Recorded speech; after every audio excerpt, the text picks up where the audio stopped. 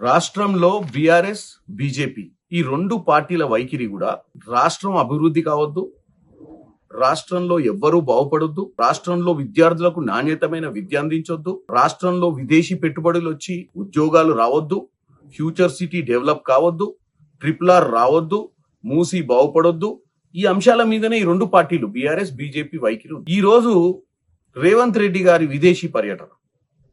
రేవంత్ రెడ్డి గారు అమెరికాకు పోవాలని అమెరికాలో Harvard university, MIT university, Virginia Tech university అధికారులతోటి, అక్కడ ఉన్నటువంటి సిబ్బందితోటి, అక్కడ ఉన్నటువంటి ప్రొఫెసర్స్ తోటి డిస్కషన్ చేసి రాష్ట్రంలో ఉన్నటువంటి విద్యా సంస్థల గురించి, రాష్ట్రంలో ఉన్నటువంటి ఇంజనీరింగ్ విద్యార్థుల గురించి, వాళ్ళ నాణ్యతను, వాళ్ళ స్కిల్ ని పెంచి వాళ్లకు గ్లోబల్ స్టాండర్డ్ లో ఉద్యోగాలు వచ్చే అవకాశం ఉండే విధంగా వాళ్ళను తీర్చిదిద్దాలని ఒక మంచి ఆలోచనతోటి రేవంత్ రెడ్డి గారు అటు లండన్ లో కానీ ఇటు అమెరికాలో పర్యటన పెట్టుకున్నారు.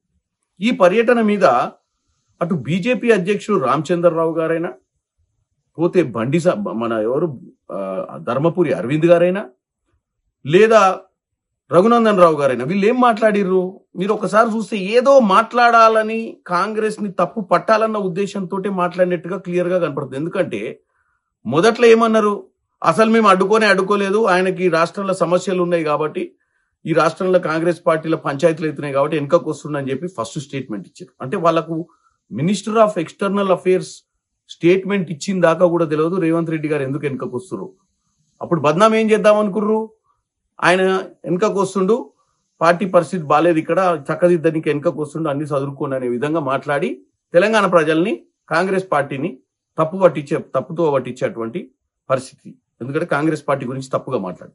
కానీ ఎప్పుడైతే మినిస్టర్ ఆఫ్ ఎక్స్టర్నల్ అఫేర్స్ మాట్లాడిరో, రేవంత్ రెడ్డి గారు విదేశీ పర్యటన ఒక ముఖ్యమంత్రి స్థాయిగా పోవాలి తప్ప ఆయన ఇష్టానుసారంగా ఆయనకి ఇష్టమైన వాళ్ళని కలవనికనో, ఇష్టమైన వాళ్ళతో తిరగనికనో పోనిక లేదని చెప్పి మళ్ళా కౌంటర్ ఇచ్చారు.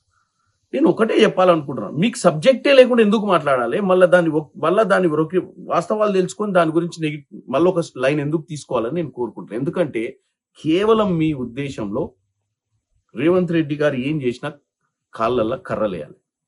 గత ముఖ్యమంత్రి కేసీఆర్ గారు 2014 కంటే ముందు హైదరాబాద్ ని న్యూయార్క్ చేస్తా, ఇస్తాన్బుల్ చేస్తా, కరీంనగర్ని ప్యారిస్ చేస్తా, వరంగల్ అని చెప్పి గాలి ముచ్చట్లు చెప్పిండు. కానీ ఒక్కరోజు కూడా విదేశీ పర్యటనలకు పోయి వాస్తవంగా భారతదేశాన్ని కానీ మన తెలంగాణను డెవలప్ చేద్దామన్న ఆలోచన లేకుండే. ఇప్పుడున్న ముఖ్యమంత్రికి రాష్ట్రంలో 2.5 సంవత్సరాలు 3 సంవత్సరాల అధికారంలోకి వచ్చిన తర్వాత వాస్తవాలన్నీ తెలుసుకుంటూ మంచి నాణ్యతమైన విద్యను అందియాలని కోరుకుంటున్నటువంటి ముఖ్యమంత్రిని అడ్డుకునే ప్రయత్నం, ఈ రాష్ట్రంలో ఎట్టి పరిస్థితుల్లో కాంగ్రెస్ అధికారంలోకి రావద్దు, కాంగ్రెస్ ఏదైనా చేస్తే అడ్డుకోవాలని నేను ముఖ్యంగా 2 మంత్రులను అడుగుతున్నా, బండి సంజయ్ గారిని, కిషన్ రెడ్డి గారిని. మీరు ఎక్స్టర్నల్ అఫేర్స్ తోటి మాట్లాడండి. తప్పేముంది మన రాష్ట్రానికి విద్యా సంస్థలను తీసుకొస్తే, తప్పేముంది మన రాష్ట్రానికి మంచి జరుగుతుంటే. మీరు ఈరోజు మీ మిగతా 2-3 ఎంపీలు ఎవరైతే స్పందించిర్రో సబ్జెక్టు లేకుండా, వాళ్ళకు కూడా కొంచెం జ్ఞానం ఇవ్వండి, కనుక్కొని ఏం జరిగిందో. ఇటు సబ్జెక్టు లేకుండా మాట్లాడటం ఒకటి, రాష్ట్ర భవిష్యత్తు, రాష్ట్ర ప్రజల మంచి కోసం పనిచేస్తుంటే కూడా దాన్ని తప్పుతో పట్టించి దాని ప్రజలకు ముఖ్యమంత్రి రేవంత్ రెడ్డి గారి చేస్తున్నటువంటి కార్యక్రమాలు ప్రజల్లోకి రాంగ్గా తీసుకోవాలన్న ఉద్దేశాన్ని మీరు ఖండించాలని వాళ్ళిద్దరిని కోరుకుంటున్నాను.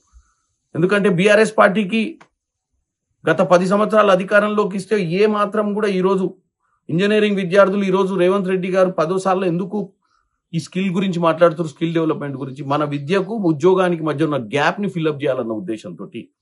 కాబట్టి తెలంగాణ ప్రజలు అర్థం చేసుకోండి, ఈ 2 పార్టీలకు కూడా కేవలం ఈ కాంగ్రెస్ మంచి పనులు చేయొద్దని, కాంగ్రెస్ ఏ పని చేసినా దాని గురించి నెగిటివ్ ప్రచారం చేయాలని, ఏం సబ్జెక్ట్ లేకుండా వచ్చి తొందరపడి మాట్లాడే ప్రయత్నం చేస్తున్నట్టుగా తెలుస్తుంది.